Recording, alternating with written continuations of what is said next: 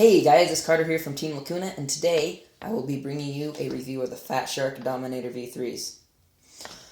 So, I got these goggles for a few reasons. One, because it was just time to upgrade to a new set of goggles from my Quantum V1s. I'd gotten a bunch of super nice equipment, and so it was time to upgrade my goggles as well. Also, I got them because I wanted a built-in DVR.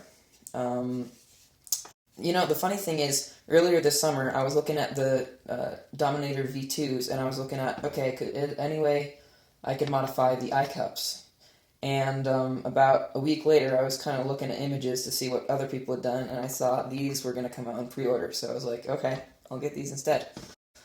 So, I know these are kind of much-awaited goggles, and I know they've been out for a while, but I've just kind of waited to get a chance to fly with them and get a chance to experience them for myself so I can give an honest review and tell you about them.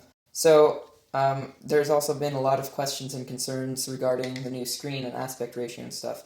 So, in this review, I will be talking about all those things, my personal experience with them, and if I like them or not, all the issues that these goggles have, if they have any. So, hopefully this will educate you on whether you want to buy these goggles or not, and otherwise, I think that's it. Let's jump into the review. So, first things first, I am going to talk about the look and feel of these goggles. So, for the looks, first off, the blue on the goggles. At first, I thought they were a little cheesy looking, at least with the Dominator V2s, but after being with the goggles for a while and using them, I actually think it kind of gives like a little flair to them. Whereas the HDs, or the HD V2s, with the gray, they almost look kind of dead and dull. So I actually really like the blue. Second thing is the faceplate. A lot of people have said it looks weird, it makes the goggles look weird. But to me, it honestly makes it look a bit more streamlined. At least with the white version. With the black version of the faceplate, it looks kind of weird, I do have to admit. But with the white, it blends in quite nicely and makes the goggles look really good. By the way, the new fan and defogging feature on the faceplate works really well. I've had many instances where the goggles and screens will start fogging up, and after pressing the button, it really only takes 3 to 4 seconds for all the fog to clear away, sometimes even just 1 or 2 seconds. Keep in mind, though, if you're trying to use this new feature, you'll want to run a 2S battery because anything besides that will not fit into the power source for the fan. You can still run the goggles off of a 3, maybe even 4 cell, I forget, but you will not be able to run the fan unless you have a 2 cell which has a balance plug.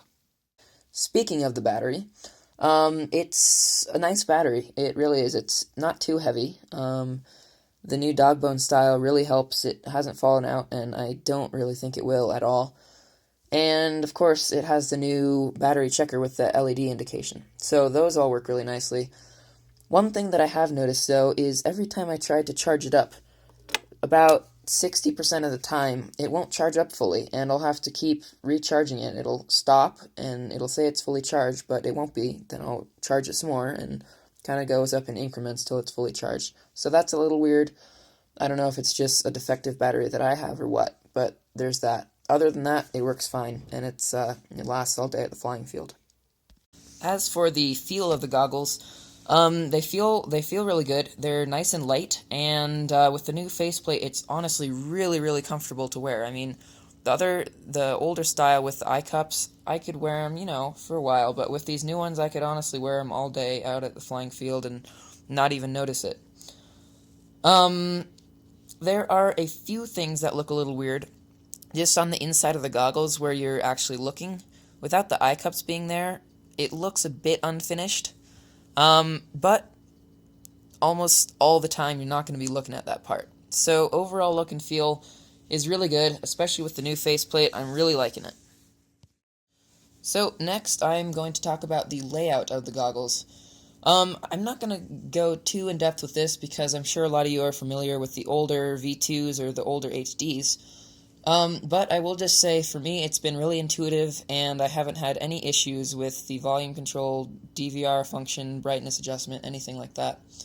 Also on the bottom, there's the headphone jack and mini HDMI port, and those all seem to work well. So I haven't messed around with the head tracking at all, nor do I think I will. That's not really something that I'm too interested in. But yeah, everything seems to be intuitive and everything works well. So now moving on, we are going to talk about the screen. So before I get into aspect ratio and field of view and all that stuff, I'm just going to say that on analog video feed, the screen and image quality is awesome.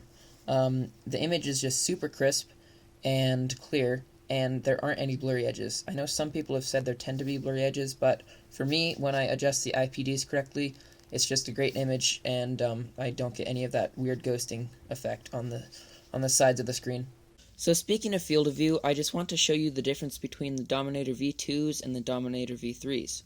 So on the left, you'll see we have the Dominator V2's 32-degree field of view at 4:3 aspect ratio, and on the right, we have the same field of view, but a 16:9 aspect ratio. So you'll notice that the screen on the right actually looks smaller.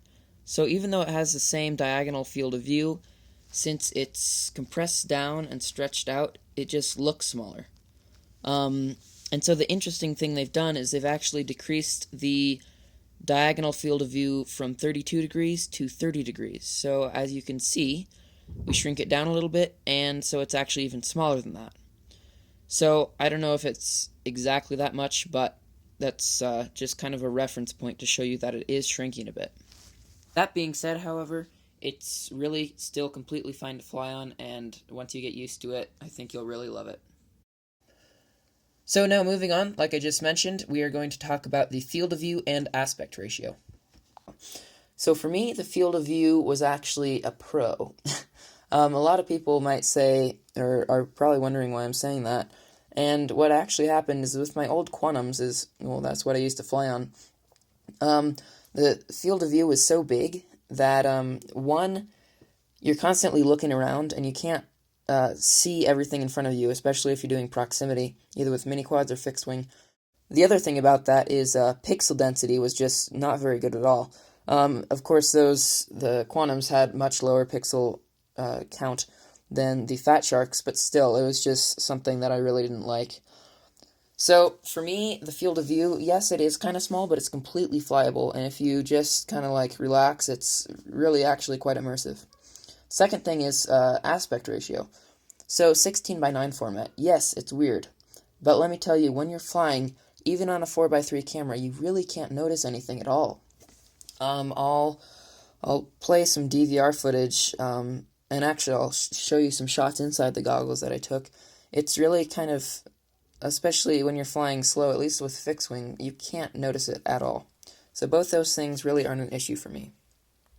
The only weird thing I've noticed with the screen is sometimes when you're flying and you land it or whatever and you unplug the video cable, there's kind of like a ghosting effect. The screen will go black, and then there's a ghosting effect of like your OSD and display readout that's kind of just there.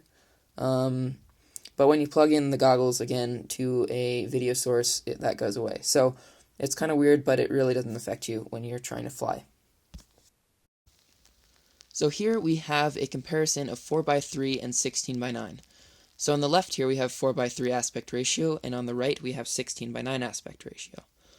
So many people have been asking if it's weird to fly on 16:9 aspect ratio, and for me, I haven't found it is at all. It's completely normal. The weird thing is, actually, if you'll notice, on the left side it's a bit more bumpy, and on the right side it's smoother. So what this is basically doing is it's kind of like GoPro SuperView, where it's taking a 4:3 image and stretching it out. And what it does is it smooths out the image, and so it's not as bumpy. I don't know if you like this or not, but for me, that's actually a plus. Also, here's me just flying some mini quads. Don't judge me for this. I'm tuning this one at the moment, and no hardcore stuff yet. But it's just a clip to show that on the mini quad it's the same thing. It smooths out the footage a bit with the 16:9 aspect ratio. And I haven't had any issues with flying either mini quads or fixed wing. As for the DVR, there's really nothing I can talk about because what they've done is they've improved it so it's auto-selecting between PAL and NTSC, and they've also added the supercapacitor so that if you accidentally unplug the battery from the goggles while the DVR is still going, it saves the files. So basically what I'm trying to say here is I've used it and I haven't found any issues with it. It just works, simply works, no matter what camera you put on it and no matter when you unplug the battery. So that's all I have to say about the DVR. As for playback, playback works fine. The image is slightly smaller. It doesn't fill up the whole screen when you're actually watching it on the goggles in playback mode. So that's a little weird. I'm not sure why that happens, but it's not that big of a deal. The only really annoying thing I've found with the DVR, well, it doesn't necessarily pertain to the DVR itself, but just the placement of the SD card in here. As you can see, it's right there, and there's no way to get into it. So you can kind of poke your finger in there, especially if you have long nails. As you can see, I don't. And sometimes you can maybe stick your finger in there and pry it out. Sometimes, maybe.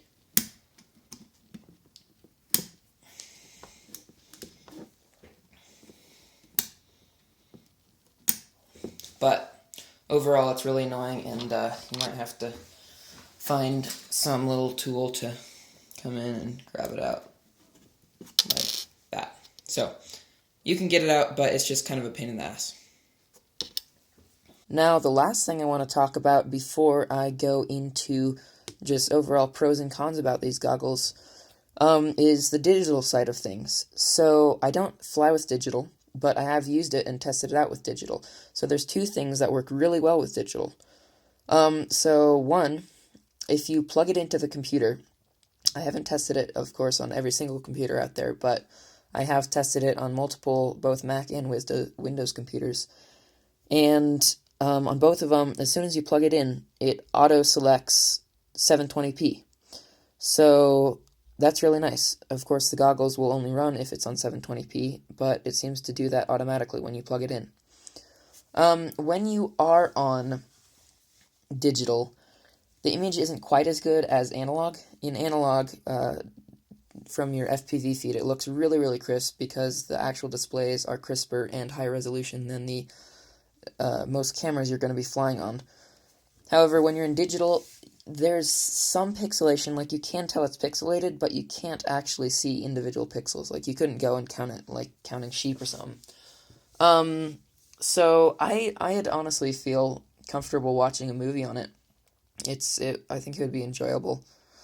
The second thing is the digital 3D capabilities. So if I bring up a YouTube video here, basically this is a 3D video. So it has it side by side, and both images are compressed sideways, so it's weird aspect ratio. It's not the correct aspect ratio. So what these goggles actually do is it displays each image on the separate screen, and then it actually stretches those images out so that it's the correct aspect ratio again. And let me just tell you, it's hard, I can't really show you, but in the goggles it looks phenomenal. Of course, you can see it's not super, super, super high res. Like I said, there's that tiny bit of pixelation, but the 3D capabilities with digital just is really, really cool. There's not many things out there that are digital that would be worth watching for hours and hours, but it's fun to mess around with. So these next few clips of digital video are just to show that there is some kind of weird contrast thing. It's kind of hard to show on the video, but when you're looking at the goggles watching a digital video, there tends to be weird contrast issues and the image looks a bit funky sometimes. So if you're getting these goggles to watch movies on, probably not the best idea, but it does work. Also, you'll see here that I'm perfectly capable of flying through gates and flying mini quads on the simulator, and I can see all the gates completely fine. There's completely enough image quality and clarity to see anything on the screen like that. So, although the image isn't perfect, it's still pretty darn good.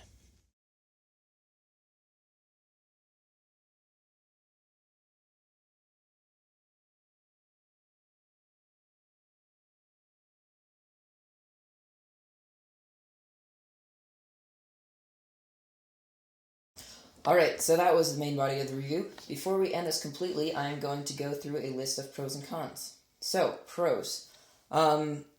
good looking set of goggles. I really like the look, especially with the blue. They're nice and light. They're very comfortable. The new faceplate and fan design is really a step up from the old guys, the V2s. The battery works well. Love the new indicator, and the new dog bone style. DVR works flawlessly, besides the issue with the SD card. And, yeah, everything just seems to work pretty well. Cons. Like I just mentioned, the DVR with the little SD card, that's annoying. I'm not sure why they decided to do that, but, that's whatever. You're not going to really be taking the SD card in and out too much. The screen on digital, although it does work, if you're trying to watch a movie on it, it has that weird little issue where the contrast and stuff is weird. So, if you're going out and buying some goggles to have a virtual reality experience or watch movies on, I wouldn't recommend these. I don't know who would want to do that anyway, but just word of caution there. Alright, this last thing I'm going to talk about, I'm not really going to put it in the pros or cons section, and that is the aspect ratio and the field of view of the screen. So, like I said earlier, personally for me, I love it. It's the perfect size and everything for doing proximity and stuff, but still getting enough field of view where it's still immersive. If you like flying on a huge screen, say if you're doing like aerial photography or something, or if you're just out for like a complete joyride and not doing a ton of proximity or mini quad flying or anything, you're probably not going to want it. But that's, like I said, just really kind of a personal preference thing. Now, the very last thing I'm going to talk about before I end this review is the price point. So, $350 for a pair of goggles. Is that expensive? Well, yes and no.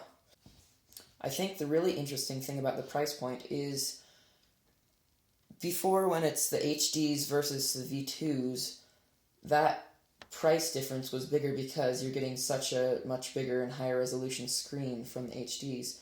Whereas this year's revisions of the goggles, you're not really getting that much difference from the HDs versus V3s.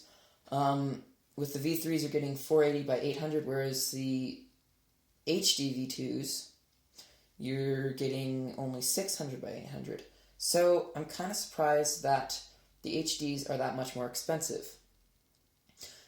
So, that being said though, I think for the HDs, I think they're a little bit overpriced, but for these goggles, I think they're almost about right. Of course, it's nice if you could get a lower price on them, but all things considered, FPV really isn't a cheap hobby. So, and if you consider what you're getting the DVR and the nice screen and just everything you're considering, and also comparing to other goggles out there on the market today, I think it's a really good package for the price you're paying. So, that's just my opinion as well. But, yeah, it seems to be a pretty fair price. Well, that's pretty much it. Thanks for watching this review, and if you liked it, give it a like. Otherwise, don't forget to share, comment, subscribe, all that stuff. And I think that's pretty much it. So, Carter from Team Lacuna, and see you next time. Bye.